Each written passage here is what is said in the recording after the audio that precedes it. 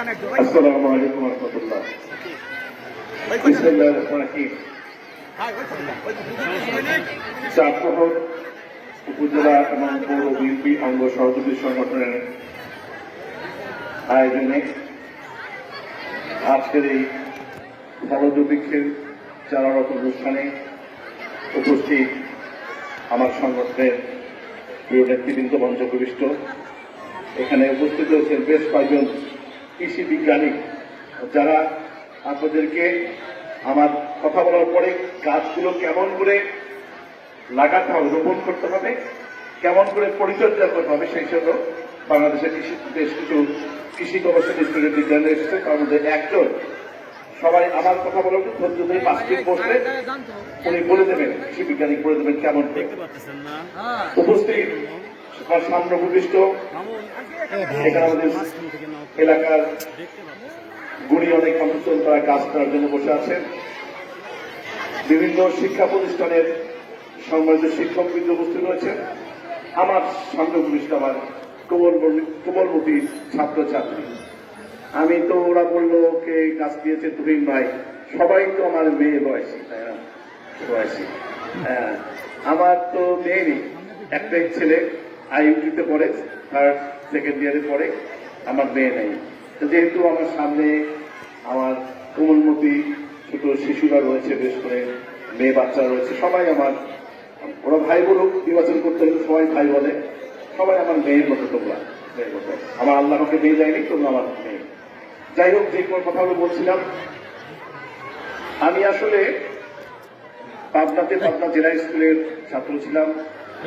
সেখান থেকে SSC pass করে ইন্টারমিডিয়েট পাস করে বাংলাদেশ কৃষি বিশ্ববিদ্যালয় মিশিয়ে লেখাপড়া করেছি।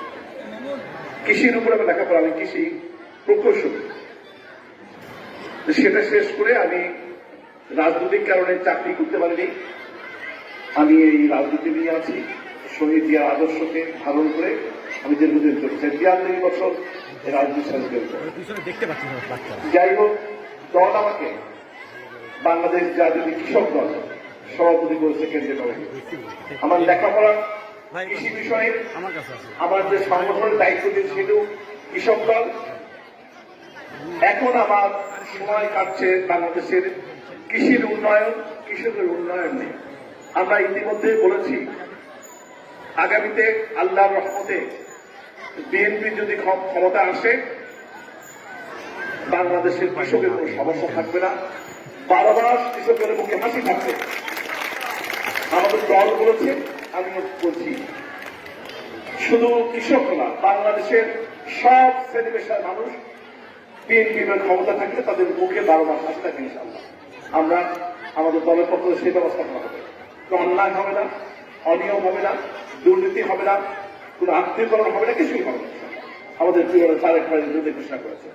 অতীতে আমাদেরও কিছু দুর্নীতি থাকতে পারে, বিশেষ করে আওয়ামী লীগ 15.5 বছর তো একবার ভুলের পর ভুল করে তারা ক্ষমতাচ্যুত হয়েছে, দেশ ছেড়ে পালিয়ে গেছে। বাংলাদেশের এই 52 ক্রমশ বাংলাদেশে কোন সরকার কোথাও পালিয়ে গেছে এমন কোন রেকর্ড নেই। এরশাদ স্বৈরাচার ছিল, তারা জেল কেটেছে, বের হয়ে গেছে। যাই হোক, সে কথা যাচ্ছি না আমি। আমার কথা হচ্ছে, আমি 1 মাস আগে আমার দল এখানে আমাকে নমিনেশন দেওয়ার কথা বলেছে, কাজ করতে বলেছে। 1 মাস আমি 3টি উপজেলায় 3টি জনসভা করেছি। এখন আমি সবার সাথে আছি, দেখা সাক্ষাৎ করছি, আমি তাদের সাথে কোলাকুলি করছি, এলাকার মানুষের পরিচিত হওয়ার চেষ্টা করছি।